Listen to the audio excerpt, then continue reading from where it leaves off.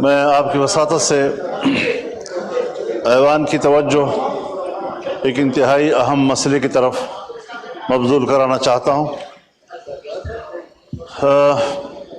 کوئی زیادہ لمبی چوڑی بات نہیں ہے، لیکن بہرحال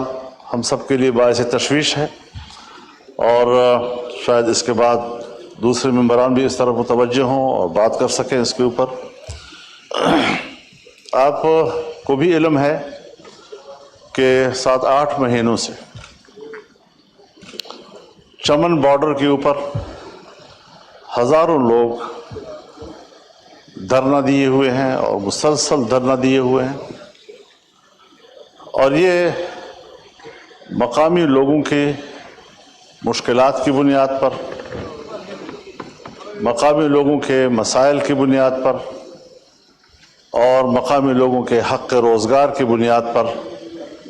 یہ لوگ احتجاج کرنے کے لیے جمع ہوئے، اور بجائے اس کے کہ حکومت اس ذمہ داری کو محسوس کرتی اور حکومت اقدام کرتی، حکومت جا کر ان لوگوں سے بات کرتی، لیکن ایسا نہیں ہوا۔ اور آج جو خبریں آ رہی ہیں کہ باقاعدہ ہمارے فورسز نے، ملٹری نے، ایف سی نے ان پر حملہ کر دیا ہے، اور اس وقت گلی کوچوں میں بھی جنگ ہو رہی ہے، مکانات پہ لوگ چڑھ چکے ہیں، فائرنگ کا تبادلہ بھی ہو رہا ہے۔ اموات کی خبر ابھی نہیں آئی، لیکن بہرحال زخمیوں کی خبریں آئی ہیں، اور راستے مختلف اطراف سے بند ہو رہے ہیں۔ یہ صورتحال صرف چمن بارڈر کی نہیں ہے، پورے افغانستان کے بارڈر پر مشکلات پیدا ہو رہی ہیں۔ انگور اڈہ جو جنوبی وزیرستان کا آخری شہر ہے، وہاں پر بھی لوگ دھرنا دیے ہوئے ہیں، اور صورتحال بالکل اسی طرح آگے بڑھ رہی ہے کہ سرحد پر قبائل اور پاکستان کی ریاست اور ان کے ادارے آپس میں تصادم کی طرف جا رہے ہیں۔ شمالی وزیرستان سے جب میران شاہ سے آگے غلام خان جو ہمارا آخری سرحدی شہر ہے، وہاں پر بھی عوام کی صورتحال اس طرح بگڑتی چلی جا رہی ہے۔ جمرود کے مقام پر، طورخم پر بھی صورتحال اسی طرح بنتی چلی جا رہی ہے، کیونکہ مسائل کی نوعیت ایک ہے، مشکلات کی نوعیت ہی ایک ہے۔ وہاں پر جو لوکل لوگ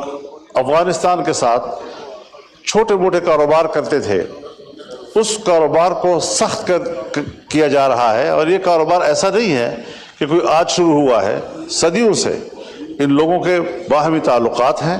اور ان باہمی تعلقات کی بنیاد پر وہ آپس میں کاروبار بھی کرتے ہیں، دہاڑیوں کی بنیاد پر کرتے ہیں، کچھ کما لیتے ہیں بچوں کے لیے۔ آج آپ نے وہاں پر بھی پابندیاں لگا دی، اور ان کو آپ کہہ رہے ہیں کہ آپ پاسپورٹ بھی بنائیں، آپ ویزا بھی لیں، اور آپ کو 10 دفعہ جانا پڑے اور 20 دفعہ جانا پڑے، اور کوئی ایک ٹوکرا اٹھا کر وہاں سے آپ لائیں، تب بھی آپ کو وہاں پر اسٹیمپ لگانا ہوگا۔ اس طرح کی مشکلات یہاں اس قبائلی ماحول میں آج تک کسی نے بھی پیدا کی ہے تو وہ کامیاب نہیں ہو سکی ہیں۔ مجھے یاد ہے جنرل ایوب خان کے زمانے میں بھی کچھ اس طرح کی پابندیاں لگی تھی، لیکن وہ ناکام ہو گئی۔ بعد میں بھی اس قسم کے، اور پھر جنرل ضیاء الحق صاحب کے زمانے میں تو آپ نے صرف سرحد ہی ختم کر دی تھی، مکمل دور میں سرحد رہی ہی نہیں وہاں پر، اور پھر آج آپ دوبارہ اس طرف جا رہے ہیں کہ مشکلات پیدا ہوں۔ تو ایک تو اس حوالے سے ہمارے پڑوسی ممالک جو ہیں ان کے ساتھ تعلقات کی بہتری کا راستہ یہ نہیں ہے، ان کے ساتھ بھی ہمارے تعلقات میں تلخی آ رہی ہے، شدت آ رہی ہے، اور ہم انتہائی غیر ذمہ دارانہ انداز کے ساتھ آگے بڑھ رہے ہیں۔ قوم کو ہم خدا جانے کیا سنا رہے ہیں، اور کیا اپنا موقف اس طرح پاک، صاف اور شفاف کہ زمزم سے دھلا ہوا موقف قوم کے سامنے پیش کر رہے ہیں کہ ہم تو بالکل بے گناہ ہیں، ہمارے ساتھ تو بڑی زیادتی ہو رہی ہے، حالانکہ حقائق ایسے نہیں ہیں۔ میں یہ ڈیمانڈ کروں گا کہ پارلیمنٹ کی یا قومی اسمبلی کی ایک کمیٹی بنائی جائے، اور وہ اسپیکر کی سربراہی میں ہو، وہ جائے وہاں پر، لوگوں سے بات کرے، پوری ذمہ داری کے ساتھ بات کرے، اور پوری رپورٹ اسمبلی میں لائے۔ اور آپ سے براہ راست ایک گزارش یہ ہے کہ آپ ابھی ہدایات دیں وزارت داخلہ کو کہ وہ وہاں کی تازہ صورتحال کے بارے میں پارلیمنٹ کو آگاہ کرے۔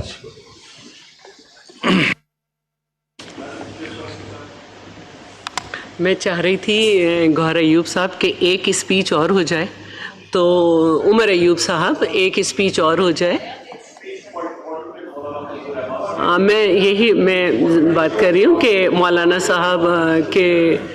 جو پوائنٹ آف آرڈر ہے اس پہ میں چاہوں گی کہ انٹیریئر منسٹر جو ہیں وہ یہاں آئیں اور بریفنگ دیں اور ہاؤس کو اعتماد میں لیں.